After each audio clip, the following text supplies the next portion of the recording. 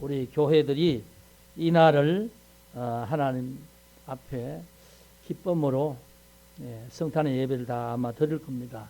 물론 시차 때문에 뭐 반대쪽에는 다르겠지만, 그래서 이제 이 성탄절은 믿는 사람이나 믿지 않는 사람이나 다 하나님 앞에 이 명절로, 기쁨의 날로 지키는 날이 됐는데, 그만큼 예수에 대한 그 복음에 대한 소식이 구석구석 다 알려졌다는 말이기도 하겠지요. 그런데 이게 이제 변질이 돼서 그리스도인도 기뻐하겠지만 어떻게 보면 난 크리스찬, 비그리스도인이 더 기뻐해요. 성탄절 맞이했으니까 한잔 하자 그러지요. 한잔 뭐 그렇게 하면서 그 정도로 그렇게 널리 알려졌지만, 또 어떤 부분에서는 성탄절의 비성탄화, 이렇게 어떻게 보면 세상의 어떤 문화에 따라서 본질은 빠지고 껍데기만 가지고 가서 이제 사람들은 이 성탄절을 즐기고 있습니다. 그래서 술집이 더 야단스럽고 더 조명이 더 휘황찬란하고, 뭐 가게나 또는 뭐 저런 이제 뭐 백화점 이런데 조명이 훨씬 더 휘황찬란합니다. 그런데 사실 성탄절은 우리가 아듯이 세상에서 생각하는 그런 즐기는 날이 아니고 참으로 우리가 기뻐해야 될 의미가 있는 날이지요. 그래서 올해 이 성탄의 말씀을 생각하면서 요한복음 3장 16절 17절 말씀을 생각하면서 하나님이 우리에게 주신 최고의 선물이다. 성탄은 바로 하나님이 우리에게 주신 최고의 선물이다. 그렇게 오늘 제목을 잡아서 말씀을 함께 본문의 말씀을 드리려고 합니다. 오늘 요한복음 3장 16절을 예수 믿는 사람이라면 2절 정도는 암송하지 않는 사람이 없겠지요. 하나님이 세상을 이처럼 사랑하사 독생자를 주셨으니 이는 저를 믿는 자마다 멸망치 않고 영생을 얻게 하려 하심이라. 오늘 이 말씀은 사도 요한이 하나님이 예수를 왜 보내주셨는가 하는 그 이유를 설명하는 말씀이죠. 그 설명하는 말씀 중에 요한복음 3장 16절처럼 명확하게 아주 간단하면서 본질에 대한 내용을 아주 그렇게 말씀한 내용이 성경에서 뭐 다른 곳에 의미적으로 뭐 그런 말씀 다 있겠지만 한 절 안에서 이게 볼 수 있는 것은 아마 요한복음 3장 16절 말씀일 겁니다. 하나님께서 예수를 보내주신 이유, 그것은 하나님이 세상을 이처럼 사랑했다 이렇게 말씀하죠. 그래서 세상을 향한 하나님의 마음이 담겨 있는, 표현되는 그런 말씀인데, 어떻게 이 말씀을 좀 깊이 새겨보면 이처럼 은혜로운 말씀이 없죠. 이처럼 우리의 마음에 감격스러운 말씀도 없습니다. 왜냐하면 하나님의 은총에 대한 부분을 표현하고 있기 때문에 그렇죠. 여기에 이제 한 부분마다 하나님께서 이 3장 16절에 담긴 하나님의 마음, 심정에 대해서 나타내고 있는데, 그게 뭐냐 하면 오늘 우리에게 주신 복의 내용이지요. 제일 먼저 오늘 말씀을 보면 하나님이 세상을 이처럼 사랑하사 이렇게 말씀합니다. 세상을 이처럼 사랑하사, 하나님이 세상을 사랑하시는데 어느 정도 사랑하실까?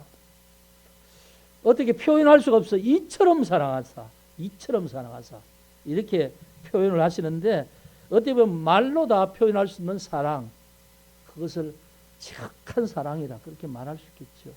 그래서 뭐 이렇게 다른 말로 표현하기, 그래서 이처럼 사랑하사, 그렇게 말로 다 표현할 수 없는 사랑으로 우리를 사랑하셨다. 그렇죠. 그런데 그렇게 사랑하신 이 세상은 어떤 모습인가? 하나님을 반역하고 하나님을 떠나서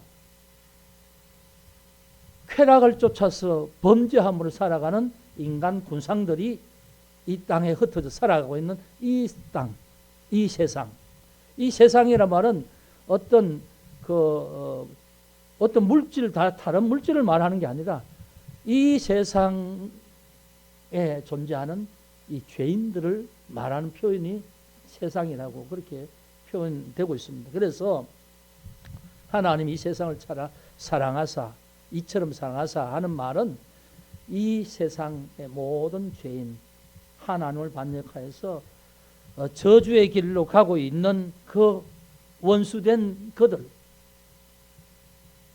그들 스스로 하나님을 떠나서 그렇게 걸어가고 있는 그 원수들을 포기하지 않으셨다, 이렇게 말씀하는 거죠.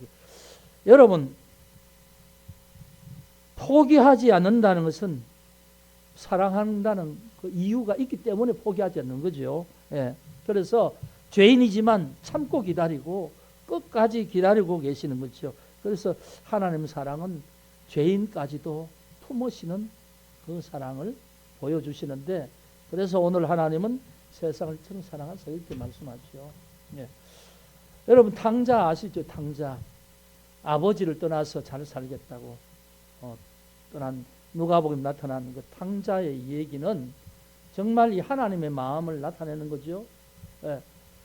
유산을 받아서 아버지를 멀리 떠나서 정말 자기가 허랑방탕하면서도 자기는 잘 살 것이라고 착각하면서 그렇게 하나님을 떠난 아버지를 떠난 이 탕자는 결국은 망하고 죽을 지경에 도달하게 되지요. 그래서 이제 그가 그냥 마지막 때는 죽기 직전의 상황에서 아버지 집으로 돌아오는 모습을 봅니다. 그 아들을 떠나보내고 아버지의 마음이 어떻겠습니까? 뭐 누가복음에서는 그런 부분은 나오지 않습니다만은 아마 집 나간 아들을 생각하면 아버지의 마음은 속 터지겠죠. 뭐 속상하고 막 화가 나기도 하겠죠.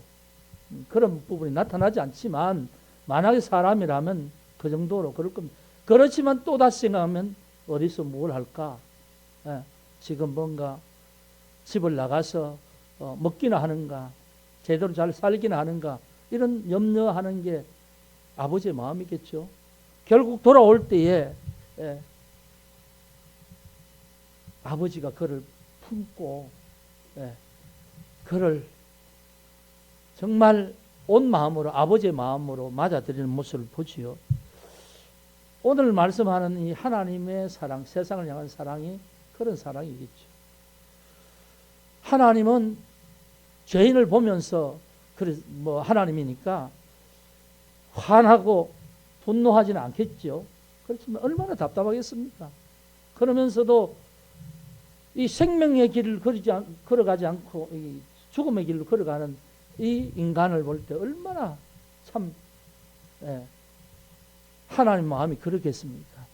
그런데 그 상황에서 포기하지 않고 끝까지 참으시고 사랑하셔서 이제 하시는 행동이 뭐냐 하면 독생자를 주셨다라는 말씀이죠. 독생자를 주셨다. 가장 귀한 존재 아닙니까? 하나님과 함께 계셨던 성자, 그를 죄인을 구원하기 위해서 인간 세상에 내려보내는 독생자는 말은 그런 의미지요. 하나밖에 없는 외아들이라고 하지만 삼위일체 중에 성자 하나님을 인간 세상에 내려보냈다는 그런 의미가 되겠죠. 왜 내려보냅니까? 대신 죽게 하시려고.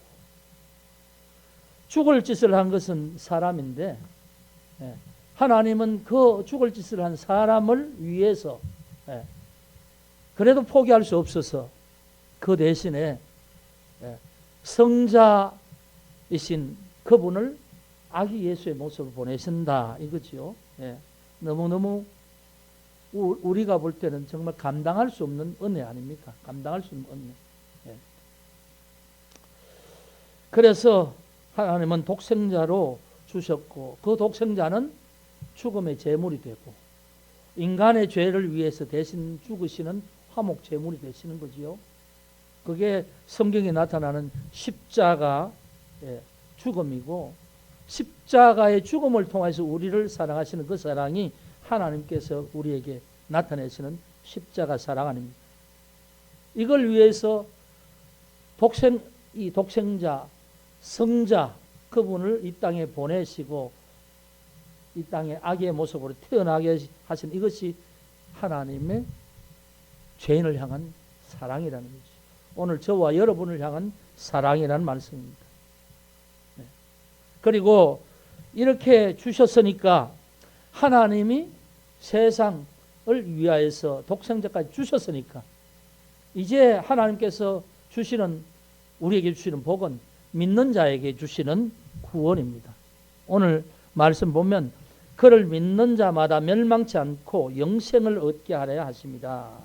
예. 구원을 주신다는 거죠.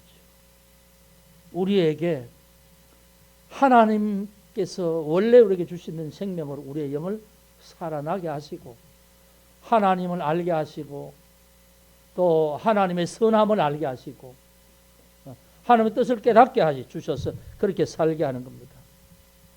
구원이란 하나님을 알게 되는 것이고 하나님과 관계가 회복되는 것이지요. 예. 그리고 그것으로 인해서 마지막 우리가 하나님과 관계가 회복되지 않으면 가야 될 수밖에 없는 그 멸망의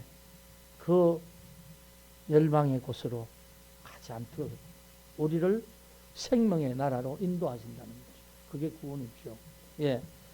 여러분, 우리가 예수 그리스도를 믿음으로 되어지는 것이 하나님의 구원이죠. 이것이 우리에게 베푸신 하나님의 은총 아닙니까? 예.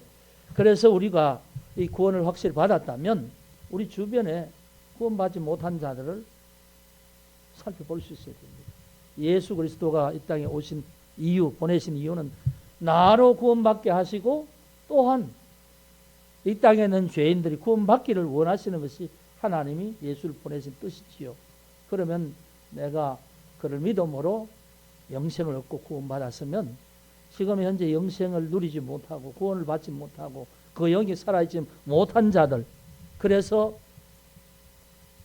하나님의 선함을 알지 못하기에 세상을 따라가다가 낭떠러지 떨어지는 것처럼 멸망의 자리에 가야 되는 그 사람들을 우리가 구원할 수 있도록 이 빛의 소식을 잘 전하는 그런 영혼 구원을 위한 전도가 우리가 앞으로 해야 될 그런 사명이지요. 예. 그래서 이제 우리에게 구원을 허락하여 주셨고 이제는 영원한 생명을 허락하여 주셨다. 그런 말씀입니다. 장차에 주실 그런 영원한 하나님 나라도 그렇겠지만 오늘 내가 주 안에서 살아가는 이 복, 이것이 영생의 은혜를 누리는 복입니다. 누리는 복. 네. 여러분, 하나님 나라는 저기 있고 여기 없이 저기 있는 게 아닙니다. 오늘 우리 삶 가운데 있습니다. 하나님 우리 영혼 속에 있으면 우리의 삶의 자리가 바로 하나님 나라지요. 거기에서 기쁨과 자유함이 있다면 참으로 우리를 위해 보내주신 예수 그리스도의 빛이 우리의 삶 가운데 있게 되고 우리가 그것을 누리고 살아가게 되는 은혜가 있게 되는 것입니다. 그래서 성탄절은 바로 하나님께서 이 복을 주시려고 예수 그리스도를 성자를 사람의 모습으로 아기 예수로 보내주신 것입니다. 그러니까 우리는 이 하나님의 사랑과 은혜를 받아서 누리고 기뻐하고 또 주신 그 사랑을 기억하며 또 하나님을 사랑하고 예수 그리스도 사랑하는 그런 마음으로 늘 살아갈 수 있기를 원합니다. 깨어있는 믿음과 깨어있는 은혜를 우리가 삶 속에 누리는 그런 복된 성도가 되기를 바라고 성탄의 기쁨이 우리의 모든 삶과 우리 가정에 충만하기를 주의 이름으로 축복합니다. 기도하겠습니다. 아버지 하나님 감사합니다. 오늘 예수님이 오신 이 성탄을 맞이하고 또 이 성탄이 하나님께서 죄 가운데 있던 저희들을 사랑하여서 주신 최고의 선물임을 오늘 말씀을 통해서 함께 다시 되새겨 봅니다.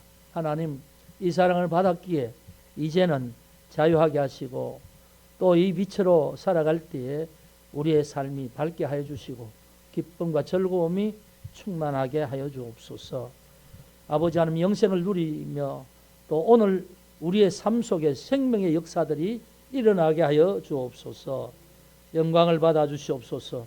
감사합니다. 예수 그리스도 이름으로 기도드리옵나이다. 아멘. 지금은 우리 구주 예수 그리스도의 은혜와